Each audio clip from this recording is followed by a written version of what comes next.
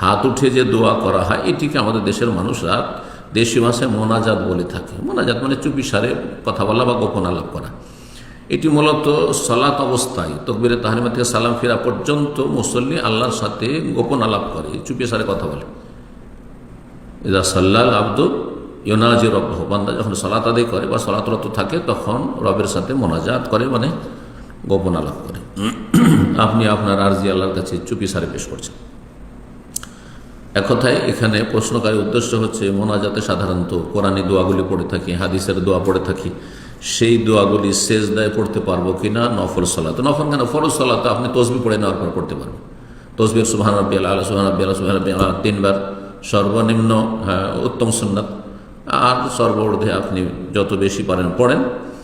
আর যদি তার সাথে বেশি বেশি দোয়া করেন, কোরআনী দোয়া, কোরআন তেলাওয়াত নিষেধ আছে, তেলাওয়াত আলাদা জিনিস।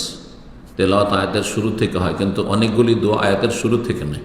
তারপর নিয়তের বিষয় যে আপনি এটা কোরআনের তেলাওয়াত করছেন, আবৃত্তি করছেন, নাকি দোয়া করছেন কোরআনের দোয়া দিয়ে। দোয়া করা সবচেয়ে উত্তম দোয়া কোরআনী দোয়া। তারপর রাসূলুল্লাহ সাল্লাল্লাহু আলাইহি ওয়াসাল্লামের দোয়া, মাসুর দোয়া মানে হাদিসের দোয়া। এমনকি কোরআন কারীমের দোয়াগুলিও মাসুর মানে আল্লাহ থেকে বর্ণিত, রব্বুল আলামিনের কালাম। সুতরাং দোয়ায় মাসুরা মানে আমাদেরকে বুঝে নিতে হবে যা মানকুল হয়েছে, যা বর্ণিত হয়েছে, হয় কোরআন কারীমে আল্লাহর কালাম, সেই দোয়াগুলি আল্লাহ শিখিয়েছেন স্বয়ং, অথবা রাসূলুল্লাহ সাল্লাল্লাহু আলাইহি ওয়াসাল্লামের হাদিসে বর্ণিত হয়েছে দোয়া, এগুলোকে দোয়ায় মাসুরা বলা হয়।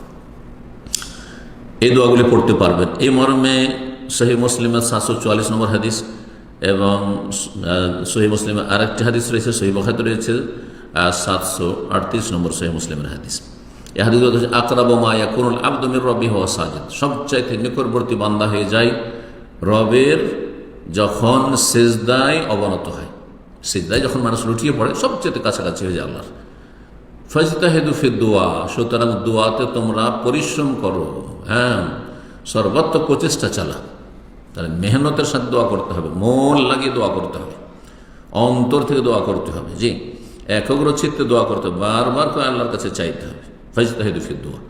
আর একটা হাদিসে রয়েছে ফাজতাহিদু ফি দুআ, দোয়ায় তোমরা সর্বাত্মক চেষ্টা করো এই সেজদার অবস্থায়। ফাকামিনুন আইয়ুস্তাজাবা লাকুম, আশা করা যায় যে তোমাদের দোয়া কবুল হবে সেজদারত অবস্থায়।